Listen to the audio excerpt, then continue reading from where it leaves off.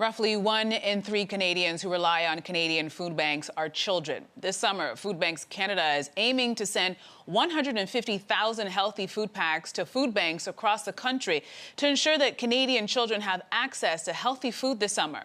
For more, I want to bring in Tanya Little. She is the Chief Development and Partnerships Officer for Food Banks Canada, and she joins me from Toronto. Tanya, thank you so much for taking the time to speak to us this morning. It's a pleasure, Andrea. Nice to be here. All right, so tell us a little about the children who are facing food insecurity and why they're facing food insecurity. Well, we know that prior to the pandemic, food insecurity was an issue that was ongoing. And unfortunately, since the pandemic, we've seen about 50% of food banks have a pretty substantive increase in the number of people that are coming through their doors. And we know that based upon our hunger count research, it's about 35% that are kids. Wow. That's always a shocking number to me whenever I have to say it out loud. I just, to think about that many kids needing extra help, it's very, very difficult. Yeah, it's very sad to hear that number. It is quite high, especially for, I think, as Canadians, I don't think we expect to hear that number to be that high. So what parts of the country are experiencing the most food insecurity?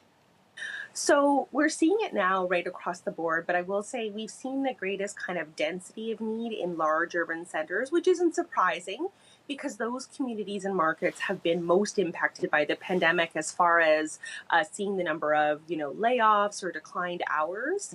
So people have been experiencing kind of additional hardship. And of course, the cost of living is exceptionally high. Yeah, and you just touched on my next point, which is how has the pandemic and school closures affected the demand for food banks?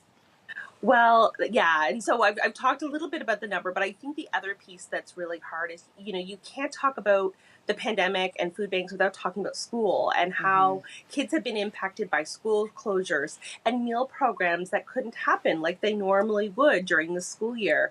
So that increase has also been exacerbated by the fact that kids haven't been able to get that support, at amazing breakfast programs or lunch or after school programs. And that's meant that parents at home have to make their dollars stretch even further to ensure their kids have those meals. Yeah, and what about reopening? As we're stepping into step 3, how is that impacting Food Banks Canada's ability to provide food to Canadian children? Well, right now, thanks to the generosity of Canadians, we have been able to stem the tide and ensure we've been able to provide great nutritional support. However, we know that the government's incredible supports with things like the CERB strong social policy, when that starts to wind down, when those supports start to wind down, unless the economy has kind of met it and is starting to reopen at a pretty quick pace where people can get back to work, etc., we know that food banks will need to be a support that is ready to be able to support community members in between as a bridge.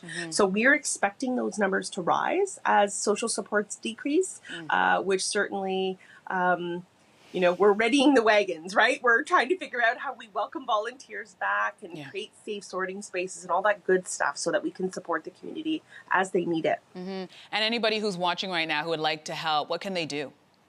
Well, I would suggest they go to foodbankscanada.ca and use the Find a Food Bank feature right at the top right-hand corner. That will help them find their local food bank in their local community. And I would suggest that they make a donation to their local food bank so that that food bank can buy food that's culturally appropriate and just in time to support their neighbors in need. Great stuff. All right. From Toronto, that is Tanya Little, Chief Development and Partnerships Officer for Food Banks Canada. Thank you so much for speaking to us this morning. Thank you, Andrea, for having us.